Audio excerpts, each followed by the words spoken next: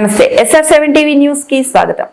వనపర్తి జిల్లాలో పుర ఎన్నికలను పురస్కరించుకుని ఆదివారం వనపర్తి పట్టణంలో 22వ వార్డు 6వ వార్డులో వనపర్తి శాసనసభ్యులు తూడి మేఘారెడ్డి మార్నింగ్ వర్క్ చేపట్టి ఇంటింటి ప్రచారం చేశారు.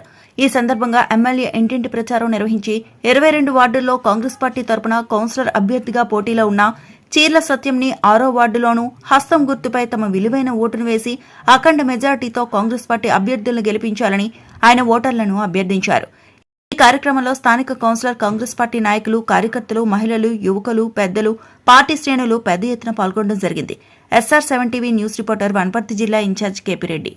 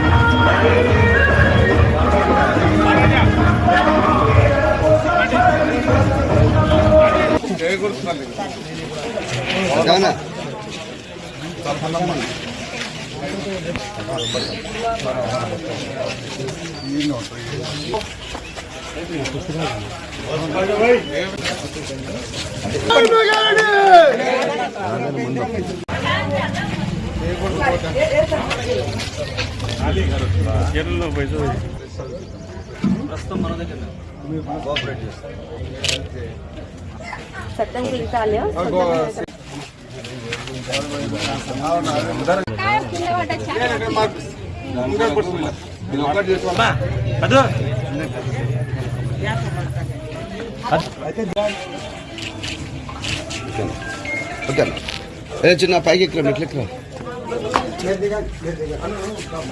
మెట్లెక్కరా. మున్సిపాలిటీలో 22వ వార్డు భగత్ సింగ్ నగర్ లో మేము ఎన్నికల ప్రచారంలో ఉన్నాం. ఇక్కడ 22వ వార్డు అభ్యర్థిగా మా కల్పన సత్యం గారు ఇక్కడ పోటీలో ఉన్నారు. సో వాళ్ళకి మద్దతుగా ప్రచారం చేస్తున్నాం. సో కాలనీలో తిరిగినప్పుడు మాకు 40 ఏళ్ల సమస్య, 20 ఏళ్ల సమస్య, 30 ఏళ్ల సమస్య, కరెంటు పోల్ షిఫ్టింగ్ ఉండే అది జరిగినాయి. సీసీ రోడ్లు కావాల్సి ఉండే అవి జరిగినాయి. డ్రైన్లు కావాల్సి ఉండే అవి జరిగినాయి. సో రేషన్ కార్డు లేకుండే రేషన్ కార్డులు వచ్చినాయి. సన్న బియ్యం వచ్చినాయి. వనపర్తిలో అభివృద్ధి అంటే ఇక్కడ గల్లీ నుంచి స్టార్ట్ కావాలని మనం ప్లాన్ చేసిన దానికి ప్రజల స్పందన చాలా బాగుంది. అంతకుముందున్న ప్రభుత్వం అక్కడ కలెక్టరేట్ ఒక బిల్డింగ్ కట్టి, SP బిల్డింగ్ కట్టి, ఒక డివైడర్ పెట్టి 4 లైట్లు వేసి 3 చెరువులకు మినీ ట్యాంక్ బండ్ల పేరు మీద వెనక ముందు రివిట్మెంట్ కట్టి అది డెవలప్మెంట్ అనుకున్నారు. డెవలప్మెంట్ అంటే కాంగ్రెస్ పార్టీ, ఇందిరమ్మ రాజ్యం, ప్రజాప్రభుత్వం, రేవంత్ రెడ్డి గారి సర్కారు. మేము గల్లీల నుంచి స్టార్ట్ చేసి మెయిన్ రోడ్కి వెళ్తున్నాం. దానిలో ప్రజలు చాలా సంతోషంగా ఉన్నారు. వనపర్తిలో 33 వార్డులు ఉన్నాయి. 33 వార్డులు కాంగ్రెస్ పార్టీ బలపరిచిన అభ్యర్థులు క్లీన్ స్వీప్, అంటే వేరే పార్టీలకు ఛాయిస్ లేకుండా